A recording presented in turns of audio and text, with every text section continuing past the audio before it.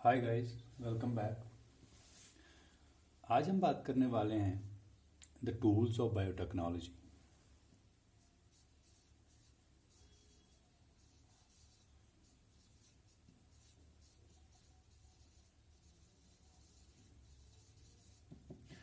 कौन कौन से टूल्स हैं जो हम बायोटेक्नोलॉजी में यूज़ करते हैं ताकि हमारा जो मकसद है जेनेटिक रिकम्बिनेशन का वो पूरा हो सके। तीन मेजर टूल्स हैं। पहला जो टूल है डेट इज एंजाइम्स। दूसरा जो टूल है वो है क्लोनिंग, वेक्टर्स। और तीसरा जो टूल है वो है होस्ट।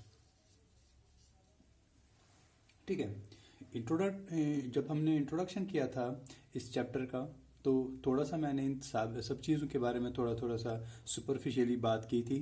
लेकिन अब जब हम ये टॉपिक पढ़ रहे हैं टूल्स ऑफ बायोटेक्नोलॉजी, हमें ये तीनों जो टूल्स हैं इनके बारे में डिटेल में जानना है। और आज का जो हमारा टॉपिक ऑफ डिस्कशन है वो है the enzymes that are used in biotechnology. ठीक है। एंजाइम्स की जब हम बात करते हैं जो बायोटेक्नोलॉजी में यूज़ होते हैं तो हमारे पास एक a number of enzymes is used in biotechnology। कौन कौन सी एंजाइम्स होती हैं? पहला जब हम देखते हैं वो है लाइसिंग एंजाइम्स। लाइसिंग एंजाइम्स से मतलब क्या है? क्योंकि हम बायोटेक्नोलॉजी में डीएनए रिकम्बिनेशन जो होती है उस पे सारा फोकस होता है, लेकिन डीएनए जो खुद होता है वो न्यूक्लियस में बंद होता है और न्यूक्लियस खुद एक सेल में बंद होता है। हमें अगर डीएनए तक पहुंचना है हमें पहले सेलुलर मेम्ब्रेन ब्रेक करना है, उसके बाद डीएनए जहाँ पे होता है न्यूक्लियर मेम्ब्रेन उसको ब्रेक करना है। एक तो हमें प्लाज्मा मेम्ब्रेन ब्रेक करना है और उसके बाद न्यूक्लियर मेम्ब्रेन। ये दोनों मेम्ब्रेन को जब हम पास करेंगे उसके बाद ही हम पहुंचेंगे डीएनए तक। और ये दोनों मेम्ब्रेन जो हैं इनको ब्रेक करने के लिए जो एंजाइम्स हमें लगते हैं उन एंजाइम्स को हम लाइसिंग एंजाइम्स बोलते हैं। फॉर एग्जांपल, अगर हमें एक बैक्टीरियल सेल तक पहुंचना है हमें एक ऐसा एंजाइम चाहिए जो पेप्टिडोग्लाइकन जो म्यूरिन होता है उसको ब्रेक कर सके। और फॉर एग्जांपल उसकी एक एग्जांपल है लाइसोजाइम। लाइसोजाइम एक ऐसा एंजाइम है जो बैक्टीरियल सेल वॉल को ब्रेक करता है। इसी तरह अगर हमें प्लांट सेल तक जाना है, प्लांट सेल जो है उसका सेल वॉल और प्लाज्मा मेम्ब्रेन जो है, पहले हमें सेल वॉल ब्रेक करना है। उसके लिए जो हमें एंजाइम चाहिए वो सेल्यूलेज होगा और उसके बाद हमें प्लाज्मा मेम्ब्रेन ब्रेक करना है, उसके लिए अपना एंजाइम चाहिए। इसी तरह अगर हमें फंगल सेल तक पहुंचना है तो उस फंगल सेल जो होता है उसका जो आउटर वॉल होता है वो बना होता है काइटिन का, और उसको ब्रेक करने के लिए जो हमें एंजाइम चाहिए वो काइटिनेस होगा। ये हम बात कर रहे हैं अगर हमें न्यूक्लियर मटेरियल डीएनए चाहिए, उसको पाने के लिए पहले हमने जो सेल के अपने बैरियर होते हैं, प्लाज्मा मेम्ब्रेन हो चाहे सेल वॉल हो, पहले उनको ब्रेक करना होगा। और उनको ब्रेक करने के लिए जो हमें एंजाइम्स चाहिए उन एंजाइम्स को हम क्या बोलेंगे? लाइसिंग एंजाइम्स बोलेंगे। उसके बाद एक बार जब हम डीएनए तक पहुंचे फिर हमें क्या करना होता है? रिकम्बिनेंट डीएनए टेक्नोलॉजी में हम एक से ज़्यादा डीएनए को कंबाइन करते हैं। फॉर एग्जांपल ये डीएनए 1 है प्लस हमें दूसरा डीएनए एक छोटा सा पीस जिसको मैं यहाँ पे 2 लिखूंगा, इसको इंट्रोड्यूस करना है इसमें। तो ये करने के लिए हमें क्या करना है? पहले इस डीएनए पीस को कहीं से लाना है, फिर यहाँ पे हमें थोड़ा सा इसको ब्रेक करना पड़ेगा ताकि इस पोजीशन पे हम इस डीएनए पीस को इंट्रोड्यूस कर सकें। ठीक है। तो इस डीएनए पीस को हमें यहाँ पे इंट्रोड्यूस करना है। तो यही हमारा बन जाएगा फिर रिकॉम्बिनेंट डीएनए। तो ये सब काम करने के लिए हमें क्या करना है, हमें जो पेरेंट डीएनए होंगे उनमें ब्रेक लाना है, उनको निक करना है पोजीशंस पे। हमें पोजीशन ये इसको भी लाने के लिए पहले इसके जो इसका पेरेंट डीएनए है उसको पहले ब्रेक करना है, और उसको करने के लिए हमें जो एंजाइम्स लगती हैं उन एंजाइम्स को हम बोलेंगे क्लीविंग एंजाइम्स।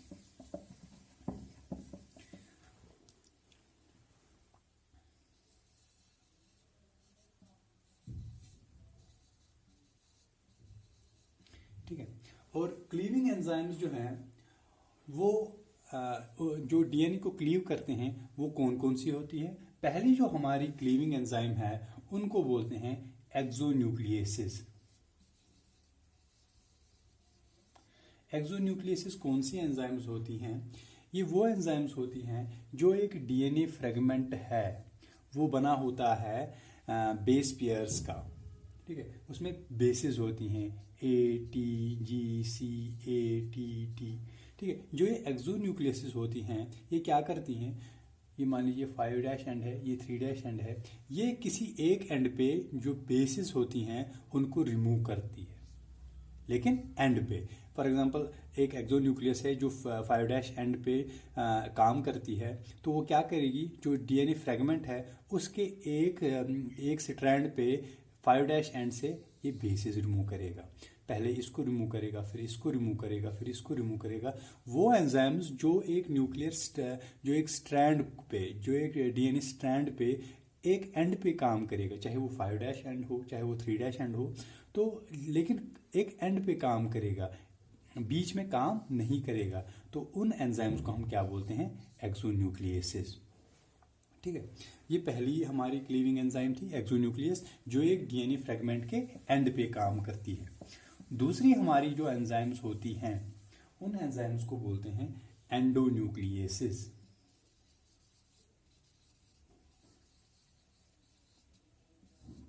एंडोन्यूक्लियसिस कौन सी एंजाइम्स होती हैं, ये वो एंजाइम्स होती हैं जो एक डीएनए फ्रेगमेंट पे 5' एंड मान लीजिए, 3' एंड मान लीजिए, ये क्या करेगा, ये एंड पे काम नहीं करेगा, ना इस एंड पे काम करेगा ना इस एंड पे काम करेगा। ये एक डीएनए फ्रेगमेंट का जो मिडिल वाला पार्ट होगा ये वहां पे क्लीव करेगा, दो टुकड़े कर देगा किसका, जो ये डीएनए फ्रेगमेंट है उस पे उसको बीच में काट लेगा। उन एंजाइम्स को जो एक डीएनए फ्रेगमेंट को बीच में काट लेगा उन एंजाइम्स को क्या बोलेंगे, एंडोन्यूक्लियेसिस। और वो एंजाइम्स, वो न्यूक्लियर एंजाइम्स जो एक डीएनए फ्रेगमेंट के एंड पे काम करती हैं, एंड से न्यूक्लियर बेसिस को रिमूव करती हैं, तो उनको क्या बोलेंगे, उनको एक्सोन्यूक्लियेसिस बोलेंगे।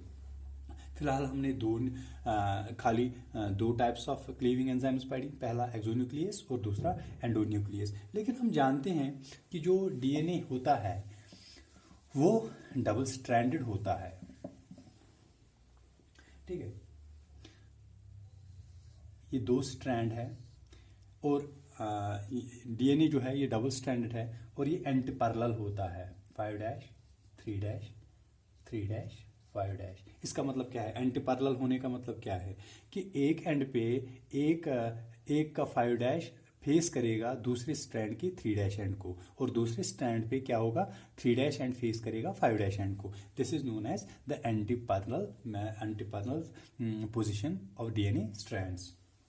जो ये एंडोन्यूक्लियसिस हैं ये क्या काम करेंगी, ये निक करेंगी एक डीएनए फ्रेगमेंट, एक डीएनए स्ट्रैंड जो होगा डबल स्ट्रैंड को। क्या ये दोनों स्ट्रैंड्स को निक करेगा, नहीं, ये खाली एक स्ट्रैंड को निक करेगा, ये दोनों स्ट्रैंड्स को निक नहीं करेगा। ये हम बात किसकी कर रहे हैं, एंडोन्यूक्लियसिस की। ठीक है, एंडोन्यूक्लियस जो डबल स्ट्रैंडेड डीएनए फ्रेगमेंट होता है उसके एक स्ट्रैंड को ये निक करेगा बीच में। इसके बाद हमारा तीसरा टाइप ऑफ क्लीविंग एंजाइम्स है। ठीक है, जो हमें खाली उसको हमने डिटेल में पढ़ना है। और जो तीसरा हमारा टाइप ऑफ क्लीविंग एंजाइम है दैट इज रेस्ट्रिक्शन एंडोन्यूक्लियस। ठीक ठीक है, खाली हमें इसको ज़्यादा डिटेल में पढ़ना है। और ये जो रिस्ट्रिक्शन एंडोन्यूक्लियस है, ये क्या काम करेगा? जो हमारा डबल स्ट्रैंडेड डीएनए फ्रेगमेंट है, 5' 3' 3' 5', ठीक है, ये इसको निक करेगा, ठीक है, ये इसको ब्रेक करेगा, ये इसको बीच में क्लीव करेगा। लेकिन जैसे हमने एंडोन्यूक्लियस पढ़ा था, वो खाली एक स्ट्रैंड को ब्रेक करता है, लेकिन जो हमारा रेस्ट्रिक्शन एंडोन्यूक्लियस है, ये दोनों फ्रेगमेंट्स को क्लीव करेगा at a specific site, and that specific site is known as palindromic site.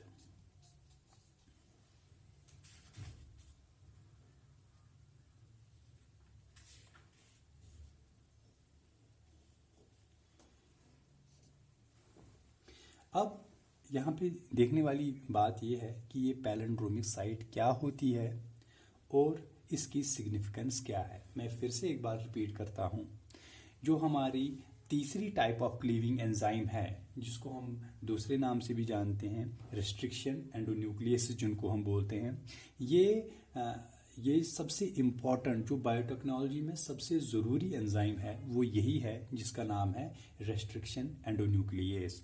और ये रेस्ट्रिक्शन एंडोन्यूक्लियस जो है, ये ब्रेक करता है एक डीएनए फ्रेगमेंट को एक स्पेसिफिक साइट पे, और उस स्पेसिफिक साइट को क्या बोलते हैं? Palindromic site. अब हम थोड़ा सा डिटेल में जाएंगे कि ये पैलिंड्रोमिक साइट्स क्या होती हैं। पैलिंड्रोमिक साइट्स को जानने से पहले मैं आपको पैलिंड्रोमिक वर्ड्स के बारे में थोड़ा बताऊंगा।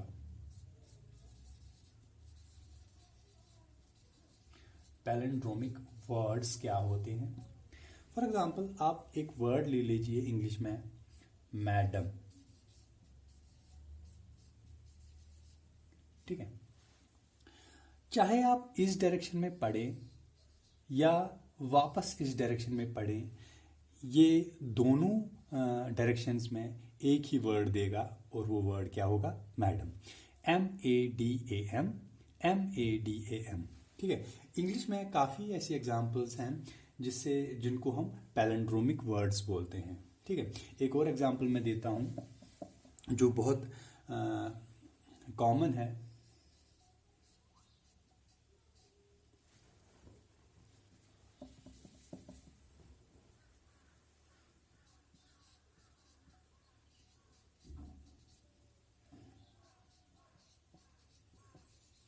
ये मलयालम है, ठीक है।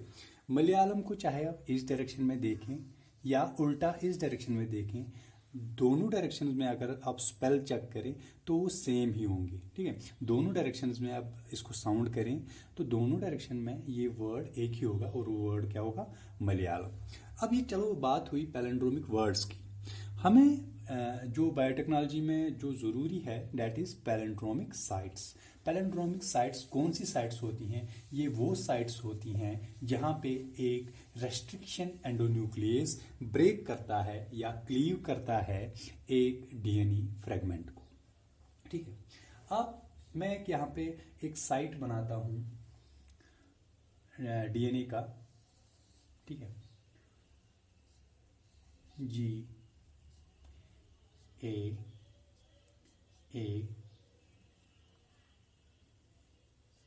TTC,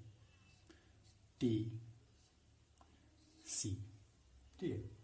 ये 5' एंड है, ये 3' एंड है, और इसका जो कंप्लीमेंट्री डीएनए सेगमेंट होगा, उसका इस डायरेक्शन में 3' एंड होगा और इस डायरेक्शन में 5' एंड होगा, ठीक है। पैलिंड्रोमिक साइट, अब इसका कंप्लीमेंट्री पहले हम बनाएंगे। जी का कंप्लीमेंट्री क्या होगा? C होगा, A का T होगा,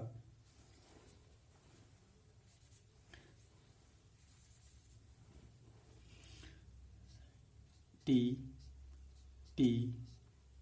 G, सॉरी,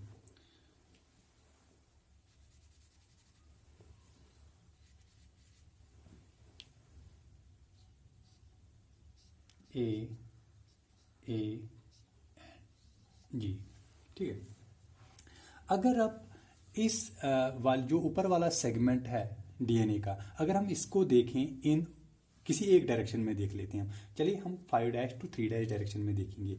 तो 5' to 3' सेगमेंट जो डायरेक्शन है, पहले वाले जो पहला वाला सेगमेंट, इसको मैं सेगमेंट फर्स्ट का नाम दूंगा। तो 5' to 3' डायरेक्शन में क्या सीक्वेंस है इनका, जो हमारे न्यूक्लियोटाइड्स उनका सीक्वेंस क्या है, GAATTC, ठीक है। ये सीक्वेंस है जो हमारा पहला सेगमेंट है उसका in what direction, 5' to 3' direction, ठीक है।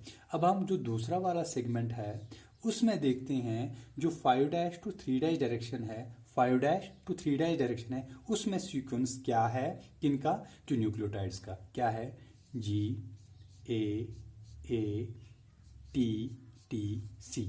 ये कौन सी डायरेक्शन है, 5' to 3' डायरेक्शन, ठीक है। ये दोनों जो सेगमेंट्स हैं हमारे डीएनए के, उनमें जो सीक्वेंस है किनका, न्यूक्लियोटाइड्स का, जब हम किसी स्पेसिफिक डायरेक्शन की बात करते हैं वो सेम है। और ऐसी साइट्स जो होती हैं, इन साइट्स को हम बोलते हैं पैलिंड्रोमिक साइट्स, ठीक है। और जो हमारी एंजाइम्स हैं, रेस्ट्रिक्शन एंडोन्यूक्लिएसिस, वो ऐसी साइट्स को ढूंढ ढूंढ के क्या करती हैं, उन पे निकिंग करती हैं। क्या करती हैं, निकिंग, उनको ब्रेक करती हैं। ये दोनों सेगमेंट्स पे काम कर सकती हैं, क्योंकि दोनों जो इन ये फ्रेगमेंट्स है, दोनों जो सेगमेंट्स है डीएनए के, उनमें जो सीक्वेंस ऑफ द न्यूक्लियोटाइड्स है वो सेम है, but when we read them in a specific direction, ठीक है। और हमारा जो एंजाइम है, फॉर एग्जांपल, वो निक करेगा इन दोनों फ्रेगमेंट्स को एट ए स्पेसिफिक साइट, और वो साइट कौन सी होगी, बिटवीन G and A। ये है निकिंग साइट, ठीक है। यहाँ पे इसने निक किया, और यहाँ पे कहाँ पे ये निक करेगा, यहाँ पे इधर ये निक करेगा, ठीक है। इसने इस वाले सेगमेंट को भी ब्रेक किया और दूसरे वाले सेगमेंट को भी ब्रेक किया, और जो हमारा रिजल्टेंट डीएनए फ्रेगमेंट्स होंगे वो क्या होंगे,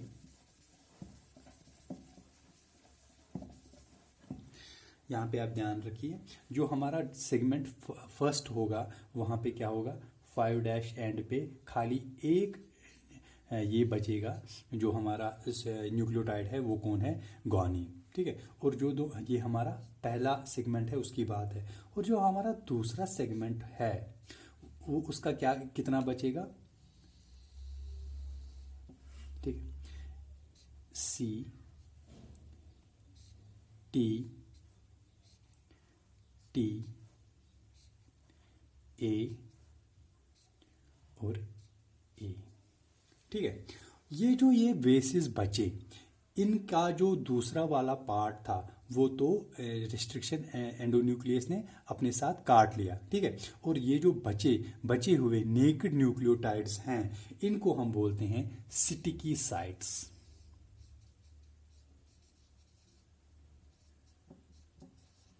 क्यों इनको स्टिकी साइट्स क्यों बोलते हैं, जब ये हमारा हमने ब्रेक किया इस डीएनए फ्रेगमेंट को, ये जब इसको दूसरी स्पीशीज का डीएनए जब लाएंगे हम, तो वो ये क्या करेंगे, ये नेकेड साइट्स हैं, ये उस जो फॉरेन डीएनए है उसके साथ लिंक करेगा इन स्टिकी साइट्स पे, क्योंकि इनका जो ये अभी ओपन है, ये इनकी अभी हाइड्रोजन बॉन्डिंग नहीं हुई है, और ये वाली साइट्स जो हैं यही लिंक करेंगी हमारा जो फॉरेन डीएनए होगा, ठीक है।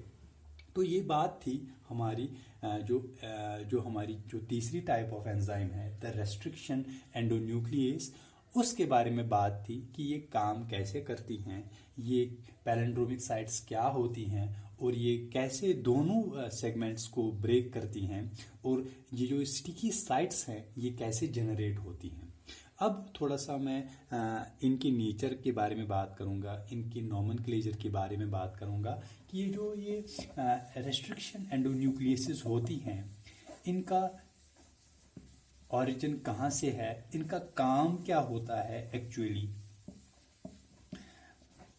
हमने तो चलो इनको बायोटेक्नोलॉजी में यूज़ किया अपने मकसद के लिए, लेकिन एक बैक्टीरियल सेल में क्या यूज़ होता है, किसका? रेस्ट्रिक्शन एंडोन्यूक्लियसिस का। जो रेस्ट्रिक्शन एंडोन्यूक्लियसिस होती हैं, इनका क्या काम होता है एक बैक्टीरिया के लिए? ठीक है, हम जानते हैं कि बैक्टीरिया जो हैं उनको अक्सर क्या वायरसेस अटैक करते हैं, और उन वायरसेस को क्या बोलते हैं हम? उन वायरसेस को हम बोलते हैं बैक्टीरियोफाजेस।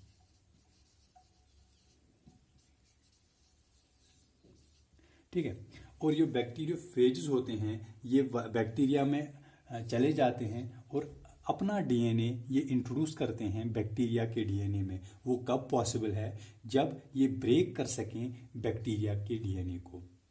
ठीक है, लेकिन ये जो हमारे पास एक बैक्टीरिया के पास जो रेस्ट्रिक्शन एंडोन्यूक्लियस एंजाइम्स होते हैं, ये क्या काम करती हैं? ये प्रिवेंट करते हैं जो ये बैक्टीरियोफेज हैं उनका डीएनए बैक्टीरिया के डीएनए में इंट्रोड्यूस ना हो।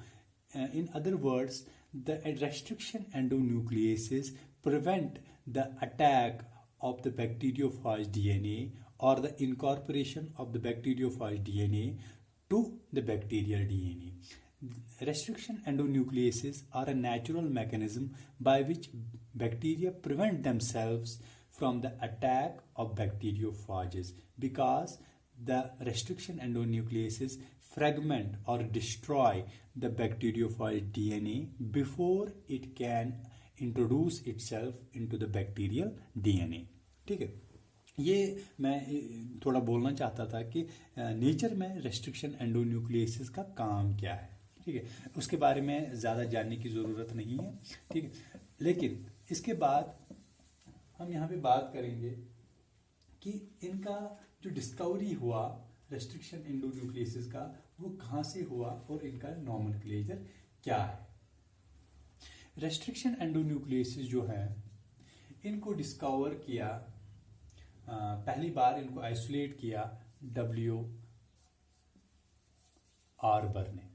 कब? 1962 में। ठीक है, और इनको नोबेल प्राइज भी मिला फिर 1978 में, Nobel prize for discovering restriction endonuclease. क्योंकि रेस्ट्रिक्शन एंडोन्यूक्लियस अगर नहीं होती तो हमारा आज को जो मॉडर्न बायोटेक्नोलॉजी है वो भी नहीं होता। ठीक है, और इनको दूसरे नाम से भी जाना जाता है मॉलिक्यूलर सिजर्स। मॉलिक्यूलर सिजर्स इनको क्यों बोला जाता है? क्योंकि they can cleave a DNA into two parts at a specific site known as palindromic sites.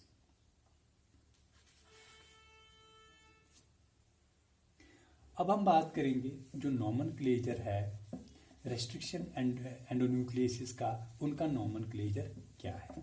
ठीक है, एक एग्जांपल लेता हूं मैं। फॉर एग्जांपल, एक हमारा रेस्ट्रिक्शन एंडोन्यूक्लियस है जिसको हम बोलते हैं EcoR1।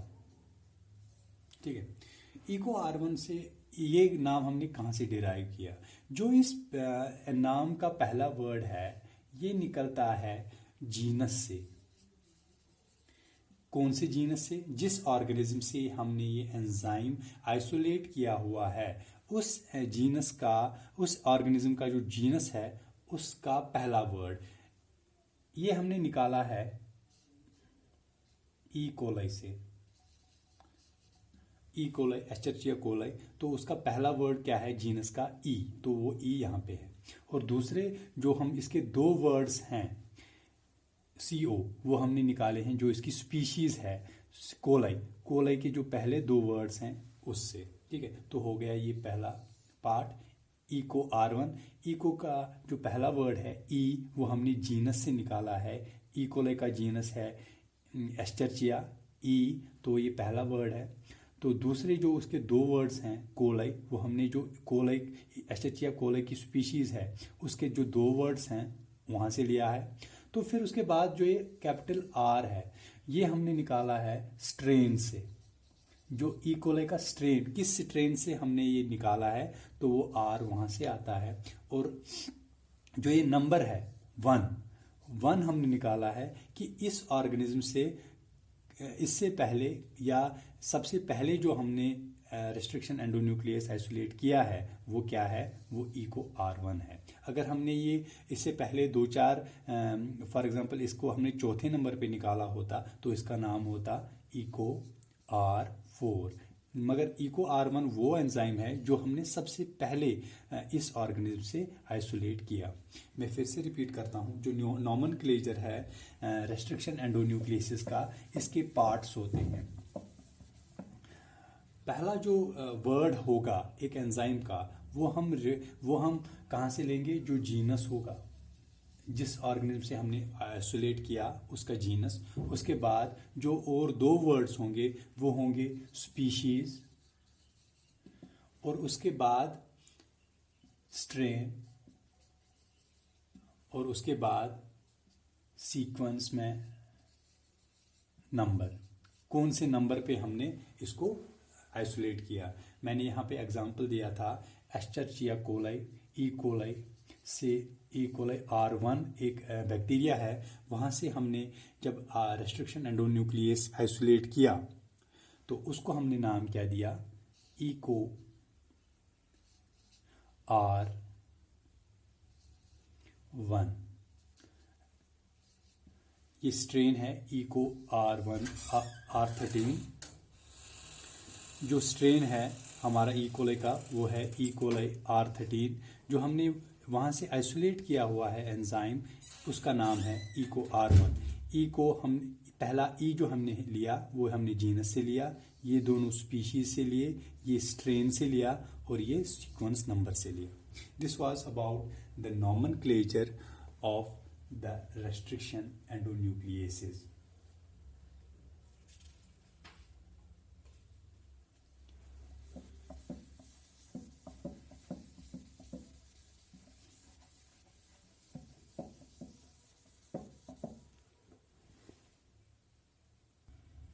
हमारे पास आज जो नंबर ऑफ रेस्ट्रिक्शन एंडोन्यूक्लियसेस कितनी है, तकरीबन हमारे पास 900 डिफरेंट रेस्ट्रिक्शन एंडोन्यूक्लियसेस हैं। और कितने स्ट्रेन से हमने लिया है, वो तकरीबन 230 बैक्टीरियल स्ट्रेन्स हैं जिनसे हमने इन 900 डिफरेंट रेस्ट्रिक्शन एंडोन्यूक्लियसेस को आइसोलेट किया हुआ है। ठीक है, आज हमने बात की कि जो हमारा रिकम्बिनेंट डीएनए टेक्नोलॉजी है उनमें कौन कौन से टूल्स लगते हैं। सबसे पहला और सबसे जो फोरमोस्ट टूल है वो है एंजाइम्स। कौन कौन सी एंजाइम्स हमें रिकम्बिनेंट डीएनए टेक्नोलॉजी में लगती हैं, और सबसे पहला जो टूल है वो है एंजाइम्स। एंजाइम्स कौन कौन सी हैं, पहले हमने बात की लाइसिस, उसके बाद न्यूक्लियसिस। न्यूक्लियसिस में हमने बात की एक्सोन्यूक्लियस और एंडोन्यूक्लियस, और सबसे इम्पॉर्टेंट जो टूल है वो है रेस्ट्रिक्शन एंडोन्यूक्लियसिस। हमने बात की पैलिंड्रोमिक साइट्स के बारे में। ये वो साइट्स होती हैं जो एक डीएनए सेगमेंट को जो एक डीएनए सेगमेंट्स में वो साइट्स होती हैं जहाँ पे ये रेस्ट्रिक्शन एंडोन्यूक्लियसिस ब्रेक करती हैं एक डीएनए सेगमेंट्स को दो फ्रेगमेंट्स में। ठीक है, पैलिंड्रोमिक साइट्स का स्ट्रक्चर क्या होता है और उनकी सिग्निफिकेंस क्या होती है, उसके बारे में भी हमने बात की। हमने बात की कि जो ये आइसोलेटेड जो ये रेस्ट्रिक्शन एंडोन्यूक्लियसिस होती हैं इनका काम क्या होता है नेचर में, और हमने बात की इनका नॉमेनक्लेचर क्या होता है। अगले लेक्चर में हम जो क्लोनिंग वेक्टर्स हैं उनके बारे में बात करेंगे। Thank you.